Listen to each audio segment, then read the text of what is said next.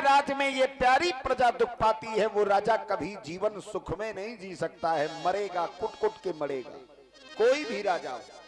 इसलिए मेरी प्रजा का समाचार कहो। धनशाला, गौशाला, पाठशाला, शस्त्रशाला, ये सभी सुचारू रूप से चल रहे हैं। अजा और सिंह एक ही घाट से मिलकर के जल ग्रहण कर रहे हैं।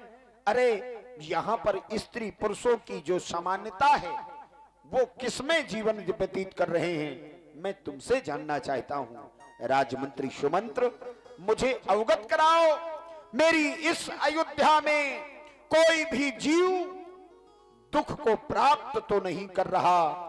यदि दुख पा रहा है उसका हकदार केवल यह दशरथ है। इसलिए सबके सुख की वह पावन कथा मैं तुमसे सुनना चाहूंगा, अवगत कराओ।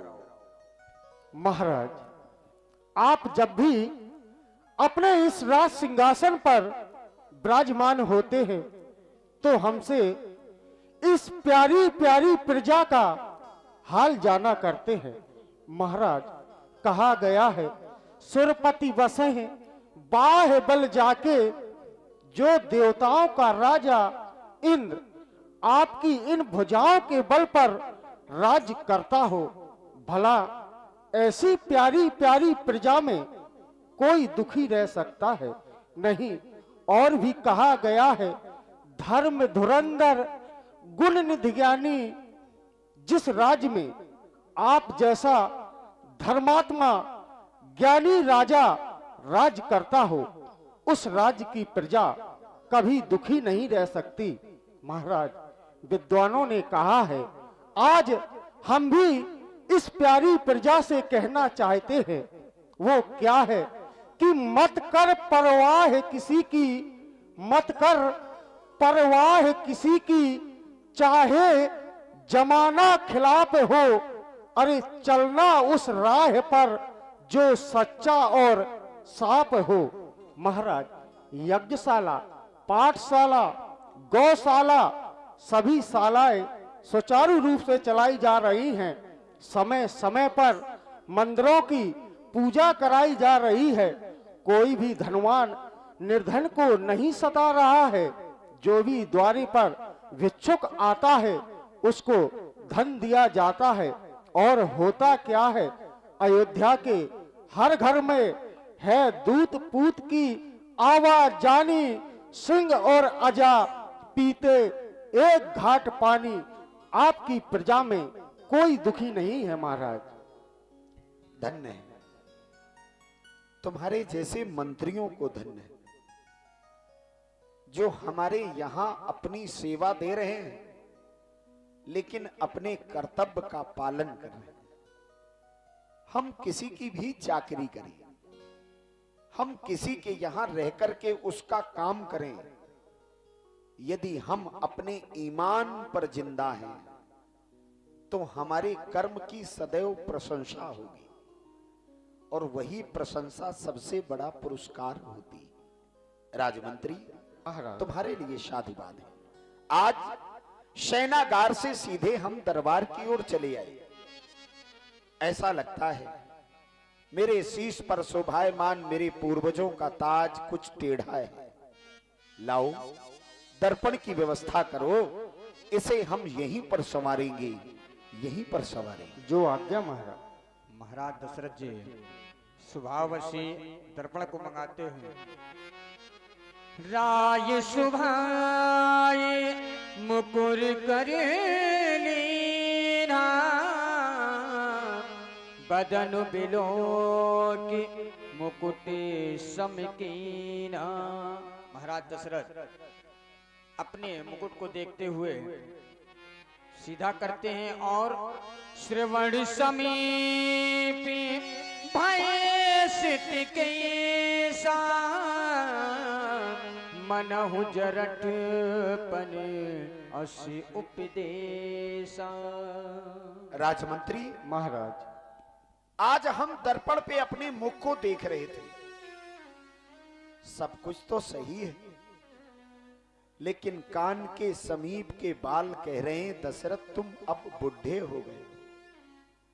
कर्ण समीप भये स्वित केसा, मनहु जरठपन अस उपदेशा। यदि कानों के समीप के बाल सफेद हो रहे हैं, मानो वो उपदेश कर रहे हैं, ए मानो अब तेरे जीवन में भी बुढ़ापे ने दस्तक दे दी। लेकिन विचार करता हूं, यदि मैंने ये सिंहासन छोड़ दिया तो मेरे बाद इस सिंहासन की व्यवस्था कौन देखेगा? अरे जिस राजा ने अपनी इस अयोध्या रूपी बगिया को स्वयं सजाया है, उस बगिया के पौधों को पानी कौन देगा? अरे जिस अयोध्या जैसी नगरी को मैंने संवारा है, उस अयोध्या की रक्षा कौन करेगा? देखो आता है ये ग्रीष्म काल, सुंदर बसंत ऋतु जाती है, तरुणाई पर पड़ गई ओस,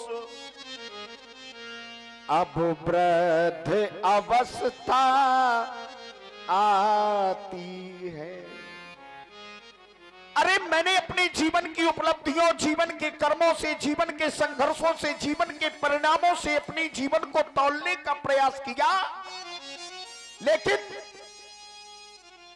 देखा क्या कि एक दिन तो तेरे जीवन में भी बुढ़ापा आना है, तो तेरे 3 पनों के किए हुए कर्मों का सारा फल तुझे बुढ़ापे पर चुकाना पड़ेगा। मैंने देखा बरसों गर्जा युद्ध स्थल पर, बरसों शिकार में मगन रहा। मैंने अपने जीवन में सारी उपलब्धियों को प्राप्त करने का पूर्ण प्रयास किया, लेकिन अभी तक प्राप्त नहीं कर सका, क्योंकि सिद्धांत तो यह कहता है कि चौथी अवस्था यानी बुढ़ापे में मोह माया छोड़ करके परमात्मा को जीवन समर्पित कर देना चाहिए। चौथे पन जाई नृप कानन, चौथी अवस्था में राजा को वन की ओर जाना चाहिए, यानी गृहस्थ का त्याग कर वानप्रस्थ स्वीकार करना चाहिए। लेकिन मैं विचार करता हूं कि यदि दशरथ ने यह सिंहासन छोड़ दिया तो फिर इस दशरथ के सिंहासन की रक्षा कौन करेगा? हमारे पूर्वजों की आन बान शान मर्यादा का पालन कौन करेगा? अरे मेरे प्राणों की प्यारी इस प्रजा की रक्षा कौन करेगा? मेरी इस प्राणों से प्यारी प्रजा का लालन पालन कौन करेगा? तब याद आता है, भय राम सब विधि सब लायक। जिस समय मैं राम की ओर देखता हूं, जिस राम ने अल्पकाल में सभी विद्याओं को प्राप्त किया है, ऐसा राम मेरे सिंहासन की व्यवस्था बहुत अच्छे से देख सकता है। इसलिए चाहता हूं आज का दरबार यहीं पर समाप्त कर दिया जाए। ये विचार लेकर के गुरु जी के पास जा रहा हूं। यदि गुरु जी ने कहा कि राम को राजा बना दो, तो अवश्य ही हम राम को राजा बना देंगे। आज का दरबार यहीं पर समाप्त किया जाए। हम गुरु जी से मिलने उनके आश्रम की ओर जा रहे हैं, तुम भी हमारे साथ चलोगे?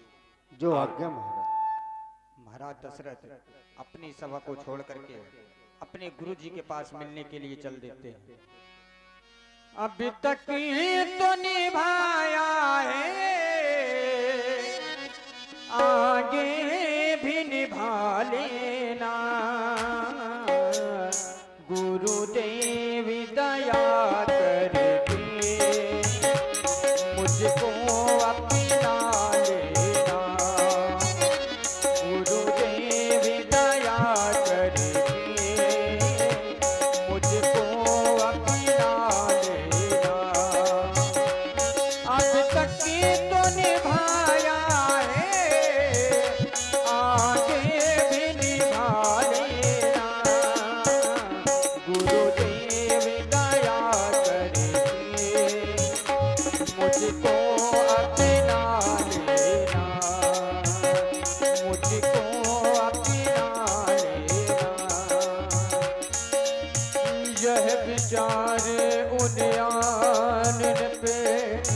सुदिन सुअवसर पाए, प्रेम पुलके तन मुदित मन, गुरज सुनायउ जाए। दीनों पर दया करने वाले, भक्त वत्सल, कृपा निधान, प्रत्येक जनमानस के जीवन में ज्ञान रूपी दीपक को जलाने वाले पूज्य प्रकाशक मेरे पूज्य गुरुवर, इस संसार में जिसके ऊपर गुरु की कृपा नहीं होती ना, ऐसा व्यक्ति कभी जीवन में कुछ नहीं कर पाता।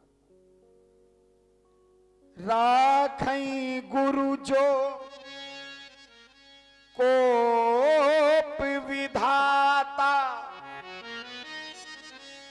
गुरु विरोध नहीं को जग त्राता। यदि व्यक्ति पर परमात्मा रूठ जाता है, व्यक्ति के पूरे ग्रह उसके विपरीत चलने लगते हैं, तब भी हमारे गुरुजी रक्षा कर लेते हैं। लेकिन जिस व्यक्ति पर गुरु रूठ जाते हैं, उसकी परमात्मा रक्षा नहीं करते। जे गुरु चरण